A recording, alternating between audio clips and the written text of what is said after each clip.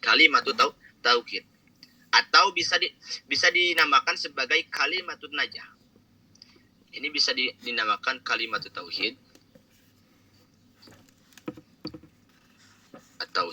sorry ya, jelek tulisannya soal nggak pakai iPad.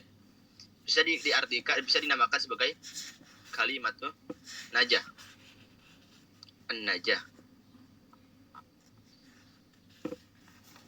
yakni kalimat untuk keselamatan.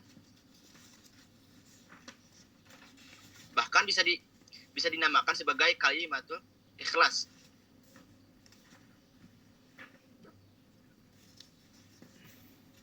Ikhlas. Jadi ada 3 penamaan ya. Di lafaz la ilaha illallah itu bisa dinamakan sebagai kalimat tauhid, bisa dinamakan sebagai kalimatun najah, bisa dinamakan sebagai kalimatul ikhlas. Nah, sebelum melanjutkan, kita akan bahas dulu lafaz la ilaha illallah. Lafaz la ilaha illallah itu di dalam Al-Quran, Ustaz Radit, itu disebutkan sebanyak 37 kali. Jadi, lafaz la ilaha illallah di dalam Al-Quran itu disebutkan sebanyak 37 kali. Oke. Sekarang akan apa makna daripada la ilaha illallah? Wa makna la ilaha illallah, adapun arti daripada la ilaha illallah itu artinya adalah la ma'buda bihaqqin fil wujudi illallah. Artinya tidak ada yang berhak untuk disembah secara nyata kecuali Allah Subhanahu wa taala. Maksudnya bagaimana? Yang dimaksud tidak ada yang wajib untuk disembah secara nyata kecuali Allah Subhanahu wa taala. Artinya gini. Ayala yastahiqu ayyadhilla lahu kullu syai'in illallah. Artinya segala sesuatu tidak berhak menundukkan diri kecuali kepada Allah Subhanahu wa taala. Jadi yang dimaksud la ilaha illallah itu kita mengakui bahwa diri kita itu tunduk kepada Allah. Karena yang dimaksud la ilaha illallah itu adalah tidak ada yang wajib untuk disembah secara nyata kecuali Allah Subhanahu wa taala, dan tidak boleh segala sesuatu menundukkan diri kecuali kepada Allah Subhanahu wa taala. Itu yang dimaksud la ilaha illallah. Nah, kemudian Ustaz Radit, itu penjelasan secara makna. Sekarang secara faidah atau fadhail. Keutamaan daripada la ilaha illallah, membaca la ilaha illallah. Di dalam kitab-kitab syarah seumpama seperti Kasyifatus Saja, ada sabda Rasul yang dimana Rasulullah Shallallahu Alaihi Wasallam bersabda, "Man qala la ilaha illallah salasata maratin fi yaumihi, kanat lahu kifaratan likulli dzanbin asabahu fi dzalikal yaum." Salah satu daripada keutamaan lafaz la ilaha illallah, kata Rasul, barang siapa yang membaca la ilaha illallah sebanyak 3 kali di setiap harinya. Bukan nggak boleh, jangan banyak-banyak, 3 kali. La ilaha illallah, la ilaha illallah, la ilaha illallah, 3 kali dalam seharinya. Maka, Ustaz Radit, lafaz la ilaha illallah itu akan menjadikan sebuah penghapus untuk segala dosa yang ia lakukan di hari itu. Itu keutamaannya. Alhamdulillah ya, kita itu kalau ba'da sholat 100 ya. La ilaha illallah, la ilaha illallah. Apalagi 100. 3 kali saja. Benar. Itu akan yang kalian lakukan di hari itu, apalagi 100 balik. Masya Allah.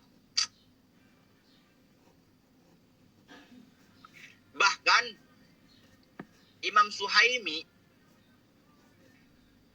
beliau di dalam kitab Kasyifahnya mengatakan seperti ini.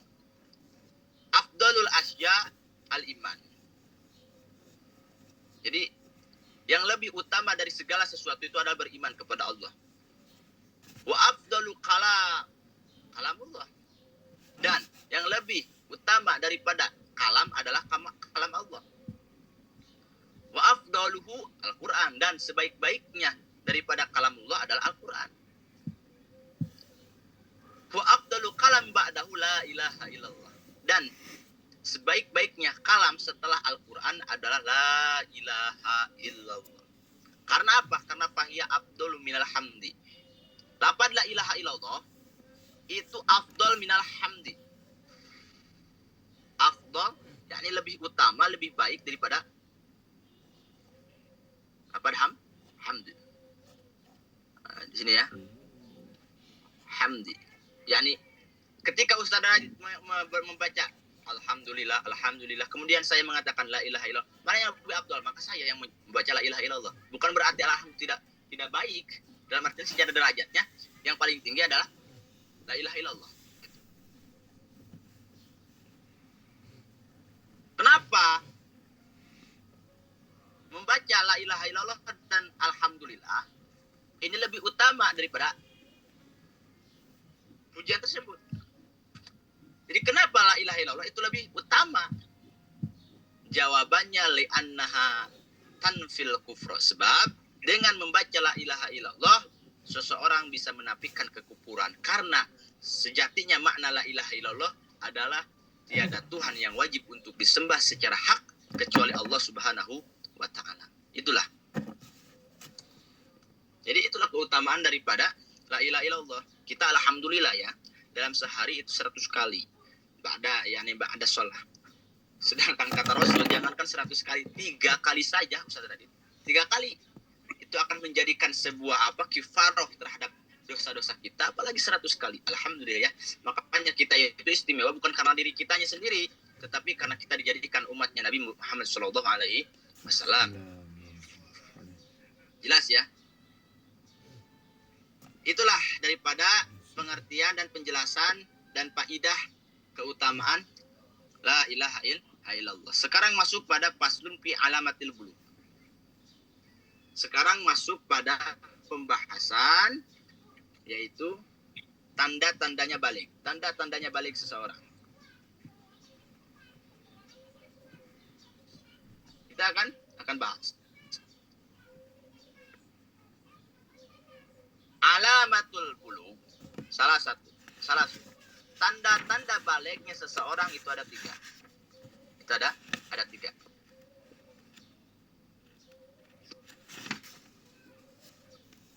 Pertama apa? Nah, oke. Yang 3 ini itu pihakil unsa wasnani pihakil zakar. Yakni 1 itu haknya seorang perempuan dan 2 itu untuk laki-laki. Jadi 3 ini dicabang 2, dibagi 2. 1 untuk siapa Ustaz Adit? Perempuan. Hakul unsa atau hakun nisa. Boleh ya?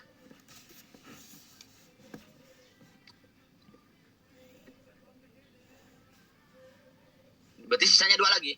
2 ini laki-laki. Arja, laki-laki ya. Rija. Oke. Ahaduha, yang pertama. Tamamu khamsa asyrata sanatan fil dzakar wal unsa. Yang pertama, alamat atau tanda-tanda baliknya seseorang itu adalah sempurnanya usia 15 tahun. Sempurnanya usia 15 tahun. Baik perempuan ataupun laki-laki. Artinya kapan dihitungnya 15 tahun itu? Nah, ulama mengatakan ibtida'uha min fisali jami'il badan. Artinya gini. Mulai daripada dihitungnya sempurna 15 tahun itu saat ketika terpisahnya bayi dari rahim ibunya. Paham ya? Jadi 15 tahun itu harus tahdidiyah, harus pas. Kapan mulai dihitungnya? Saat ketika bayi itu pisah dari rahimnya. Baru di situ dihitung.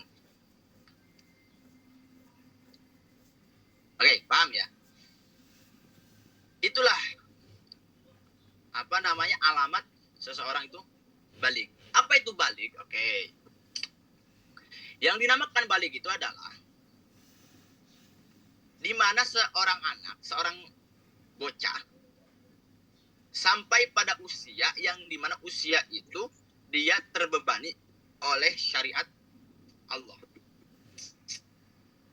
Dia dikhitab, dituntut untuk melaksanakan syariat Allah seperti sholat, puasa, dan lain-lainnya.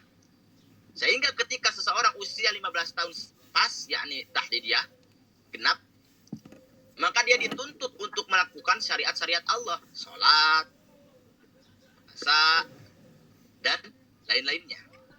Itu yang dinamakan yang diistilahkan sebagai balik. Makanya orang tua dulu ya ada istilah apa-apa kalau usianya 7 tahun nggak sholat juga nggak apa-apa. Tapi nanti kalau udah balik kamu harus sholat. Sebetulnya itu pepatah yang kurang tepat sebetulnya. Artinya gini, sunnah bagi seorang ibu atau bapak ketika anaknya usia 7 tahun, sunnah diperintahkan untuk melaksanakan sholat.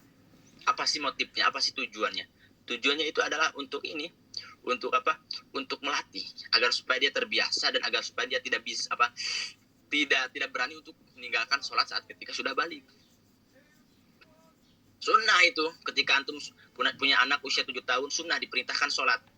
Untuk zaman sekarang, ya anak-anak kecil itu lebih terus lah. Saya punya banyak sepupu ya saya. Usia 1 tahun, usia 2 tahun dia udah pandai TikTokan. Ya mungkin dia melihat ibunya. Jadi lebih mengajarkan hal seperti itu daripada tuntutan syariat yang ia akan laksanakan setelah balik. Kemudian yang kedua, daripada alamatul balik, yakni alamatul bulugh, tandanya seorang balik itu adalah al-ihtilam. Apa itu al-ihtilam? Yakni ihtilam itu al-imna wa in lam yakhruj al-mani. Artinya mimpi jima atau keluarnya air mani.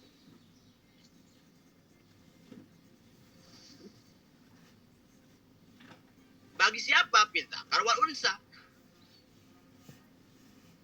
Bagi seorang lelaki dan perempuan saat ketika litis sinina usia 9 tahun. Jadi yang kedua, tanda balik itu adalah al-imna, yakni sudah mengeluarkan air mani. Baik itu dengan ihtilam ataupun yakni baik finnaum atau yaktadoh itu dalam keadaan terjaga, tidak tidur, baik dalam keadaan tidur ataupun tidak. Ketika seseorang mengeluarkan air mani, maka dia sudah balik. Selanjutnya, alamatul bulugh itu yang selanjutnya ada al-haid. Fil unsa litis isinina, yaitu haid. Kalau haid ini berlaku untuk wanita saja saat ketika usia 9 tahun. Oke. Yang dimaksud 9 tahun di sini haid itu adalah 9 tahunnya itu adalah sudah kemarin apa di dalam kitab Ibadah wal Ibadah? Takribiyah. Artinya bagaimana? Artinya 9 tahunnya itu tidak harus tidak harus genap 9 tahun. Kurang lebih pun itu bisa dianggap sebagai darah haid. Kalau contoh wanita usia 9 tahun kurang 10 hari tapi sudah mengeluarkan darah, contoh keluar darahnya itu 5 hari, maka darah yang keluar di usia 9 tahun kurang 10 hari, darah itu kan 5 hari, contoh sampai tanggal 1 sampai tanggal 5, maka darah tersebut ulama mengatakan dihukumi darah haid dan wanita itu sudah balik. Itu.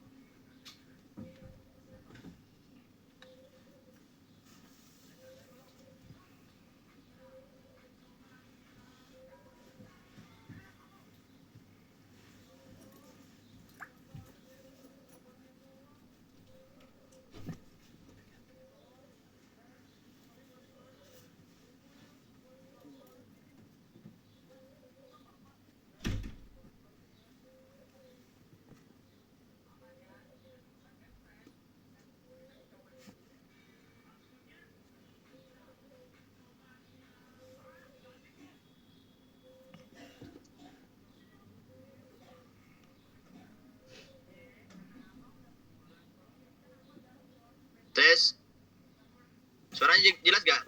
Sorry nih. Jelas. Ada gangguan wifi. Bentar. Oh, no.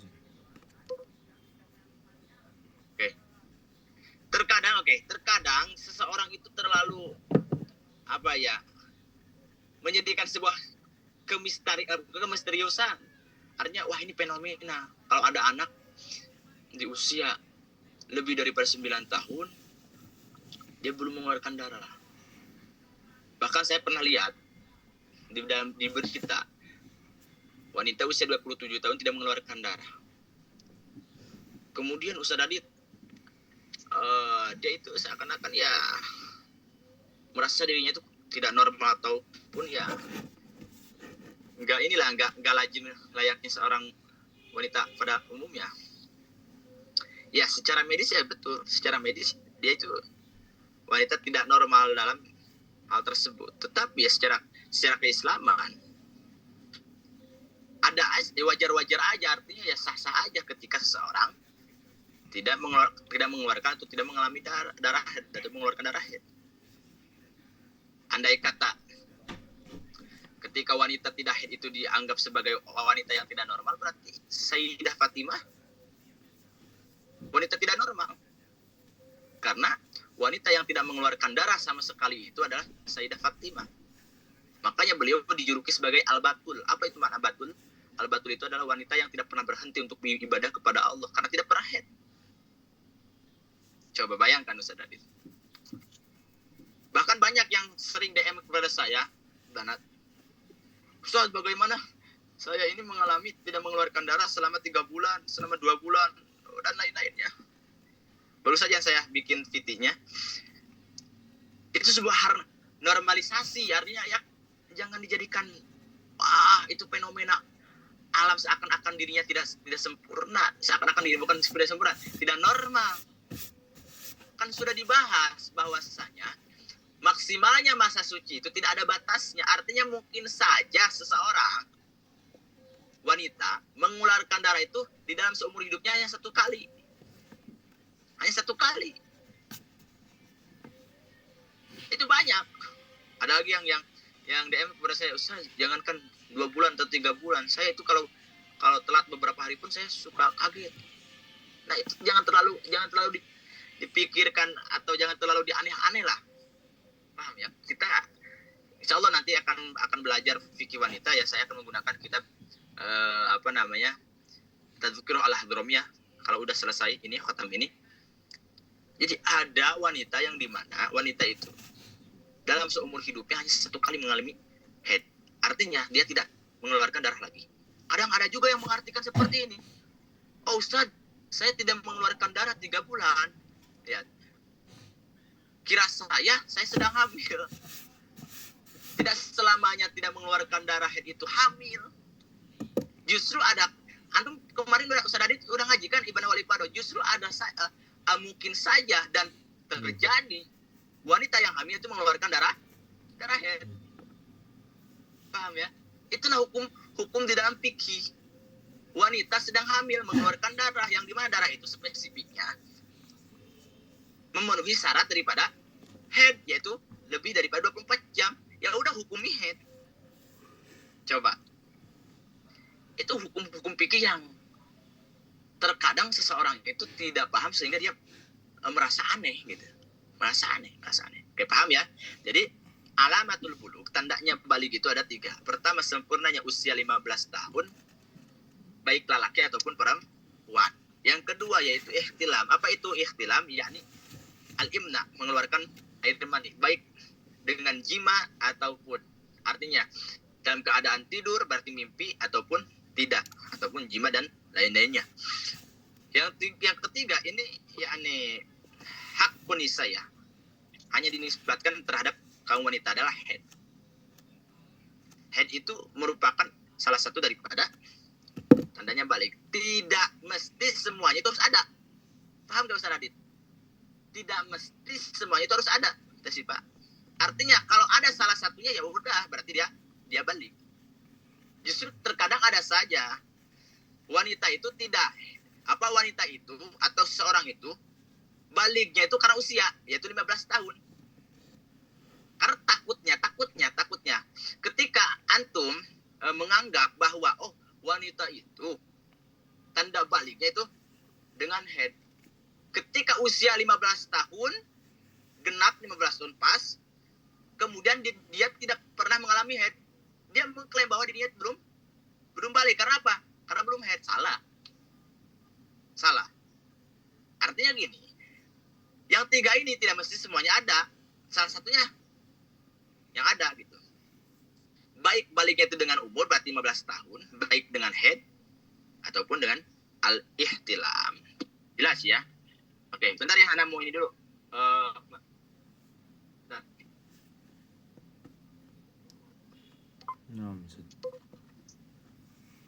Itu. Oke, lanjut ya. Tapi sedikit untuk menegaskan, karena banyak, bukan berarti saya disclaimer ya, tidak apa namanya, saya tidak menyinggung tokoh agama siapa apapun, tapi ini sering dilewat sehingga orang-orang awam kurang paham. Terkadang seseorang itu sedikit dia menganggap bahwa yang wajib untuk mengajarkan anaknya itu adalah guru ngaji atau kiai di kampung. Yang padahal wahada khoto itu pemikiran yang salah. Justru terkadang seseorang kalau sudah memiliki anak, dia ibaratnya terhadap guru ngaji itu guru ngaji. Menitipkan anaknya itu hanya sebatas. Artinya ketika dia sudah bahasa Sunda, kalau bahasa Sunda itu menyelehkan ya, terhadap guru ngaji atau kiai ke kampung, sudah nggak ada istilah pantauan, nggak ada istilah ketika pulang di rumah dicek, diperhatikan, nggak. Seakan-akan yang wajib itu mutlak terhadap kiai. Yang padahal wa'lam, ketahui oleh kalian, annahu yajibu alal aba wal ummahat ala sabil fardhi kifayah ta'limul aulad. Yang wajib untuk mendidik seorang anak itu adalah orang tua, baik ibu ataupun ayah. Itu yang wajib. Makanya saya itu pernah apa namanya, karena kan di sini saya punya santri ya, ataupun santriat ada. Saya pernah sering bilang, bagaimana kamu bisa mendidik anak kalian suatu saat nanti sedangkan kalian bukan termasuk orang yang terdidik. Secara logika nggak masuk. Oleh karena itu jadilah terdidik sebelum mendidik. Karena yang wajib untuk mendidik anak itu bukan guru ngaji, tetapi siapa? Orang tua. Antum sendiri kalau udah punya anak. Lalu bagaimana akan bisa kamu akan mendidik anak kalian sedangkan ya kalian pun tidak terdidik. Itu. Ustaz mengajarkan apa? At-Taharah, mengajarkan bersuci, wudu, kemudian mandi besar dan lain-lainnya, sholat. Itu yang wajib untuk untuk mengajar itu bukan guru ngaji, tetapi ya kita sendiri itu sebagai orang tuanya. Jelas ya? Itulah penjelasan daripada alamatul bulugh. Sebelum melanjut, ada pertanyaan nggak coba dalam hal ini? Soalnya saya akan lanjut syurut ijazah hajar fil istinja. Coba ada pertanyaan nggak? Ustaz Adit atau yang lainnya? Banat. Atau nanti aja ya di sesi terakhir. Sesi terakhir. Oke.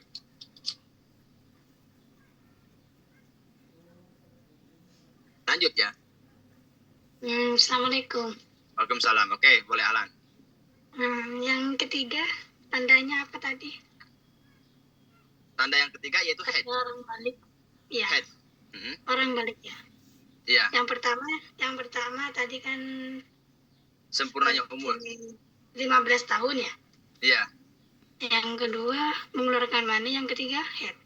Head. Oh iya. Dan semuanya tiga itu tidak mesti harus ada secara barengan, paham ya? Salah satunya. Oke, paham ya? Oke. Kita langsung lanjut terhadap syurut ijazah hajar fil istinja ini. Sebetulnya Ustaz Adit bagi yang apa namanya, suka naik gunung atau hiking dan lain-lainnya lah. Yang istinja itu ya cebok dengan menggunakan batu. Karena di dalam Islam pun ya agar supaya seseorang itu tidak terbebani, merasa berat gitu. Tidak selamanya dengan air gitu maksudnya. Waktu dulu ya, waktu SD itu sering dipraktekkan ke guru itu, guru mau izin itu kadang nggak pakai air gitu. Nah, sekarang akan dibahas. Faslun syurutul ijazah ila hajar bil istinja. Sekarang menjelaskan syarat-syarat cebok dengan menggunakan batu. Syurutul ijazah ila hajar samaniyah. Syarat bolehnya cebok dengan menggunakan batu itu ada 8. Bukan ada 8 batu ya, tapi ada 8 syarat. Ada 8 syarat. Yang pertama, ayakuna fi salasati ahjar.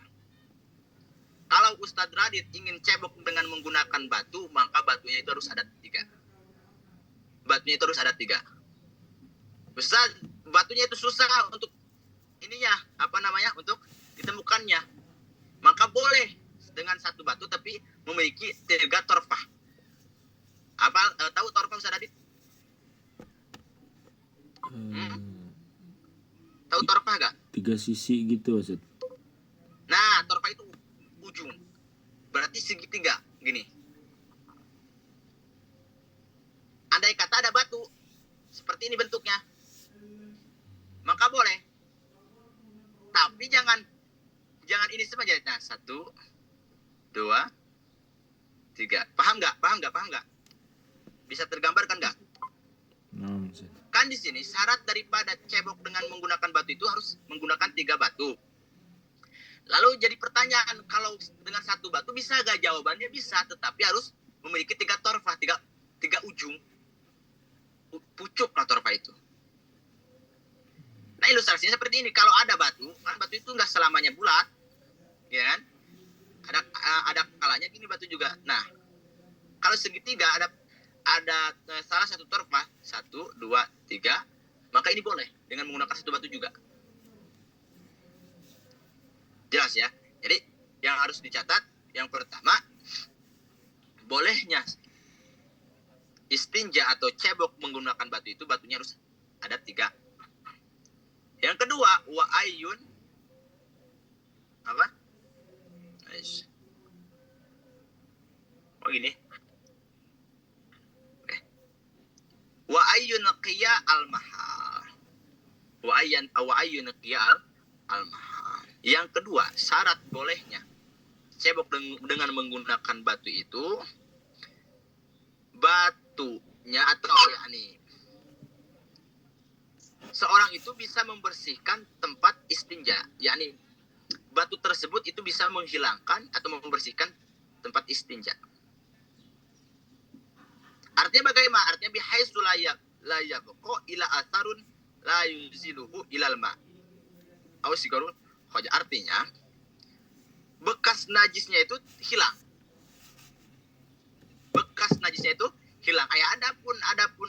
Ada sedikit bekas, yakni asar yang tidak bisa dihilangkan kecuali oleh air atau istilahnya dengan hal-hal yang tidak bisa dibersihkan oleh batu kecuali dengan air, maka itu gak bisa. Karena syarat yang kedua itu harus yang bisa membersihkan tempat istinjanya.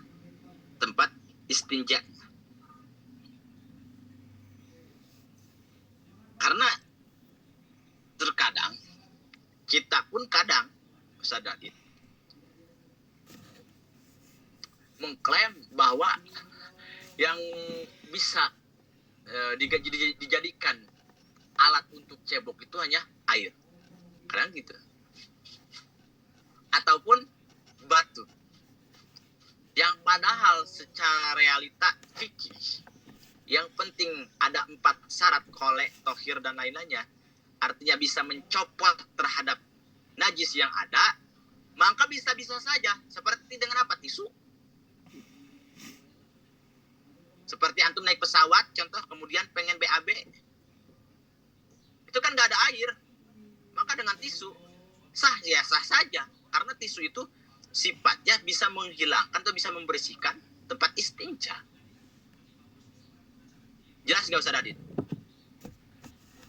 Jelas. Karena pernah kejadian waktu ya saya menceritakanlah sedikit. Teman saya waktu mau ke masjid itu kan sama saya.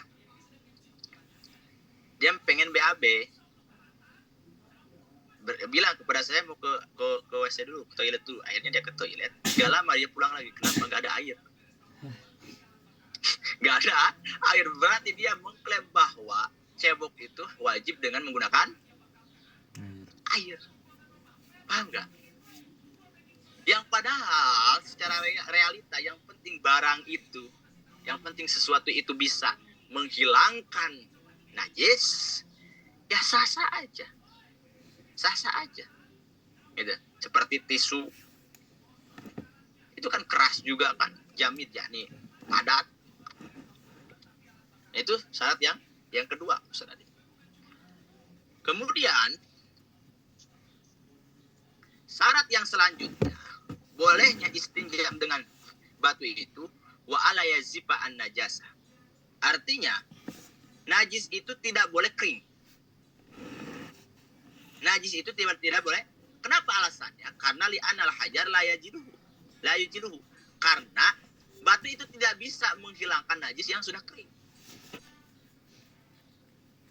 Lalu Ustaz bagaimana? Dengan air. Contoh, ada seseorang, dia itu BAB di pegunungan dan tidak ada air. Lalu dia itu diam sejenak sampai, contoh ya, ini karena pikir itu memang kayak jorok. Apa ya istilahnya? Goitnya itu ya, maksudnya kotorannya itu yang nempel